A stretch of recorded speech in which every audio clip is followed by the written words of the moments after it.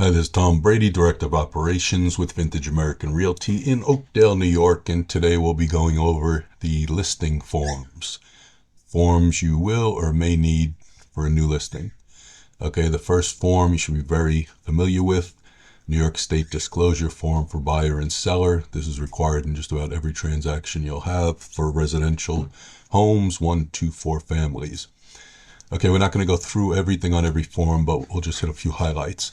When you're taking a listing, you might want to check dual agent with designated sales agent, advance informed consent, so that you don't have to worry about that later on in case you bring your own buyer, okay, to your listing. Second form is the anti-discrimination form, another one you're going to need.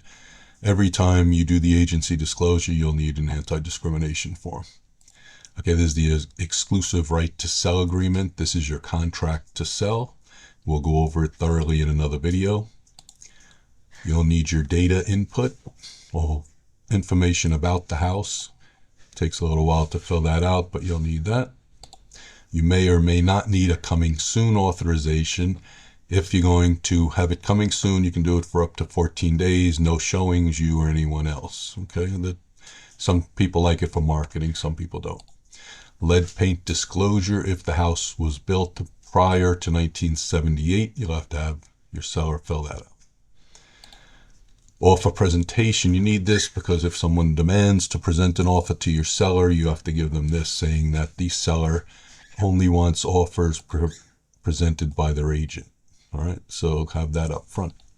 Owner information sheet comes in handy. You might know all the information, but if you go on vacation or something and you need someone else to cover, this will give them a lot of the information they'll need to help make it a little bit easier. Okay, seller's obligation regarding property condition disclosure. You'll have them fill out this form, not the full form that they fill out with the attorney. The property condition disclosure will be filled out with them and their attorney. You can't help them with that, okay? You will have to do this form though. Okay, there's a deal sheet that you can fill out and send to the seller's attorney when you have a deal after the inspection usually. This is the offer sheet. If you're writing up an offer for your own person, your own buyer, you can use this offer sheet. And finally, we have the document retention compliance form, which is required by the company to get paid. And that should be a full list of everything you need for your listings. Thank you.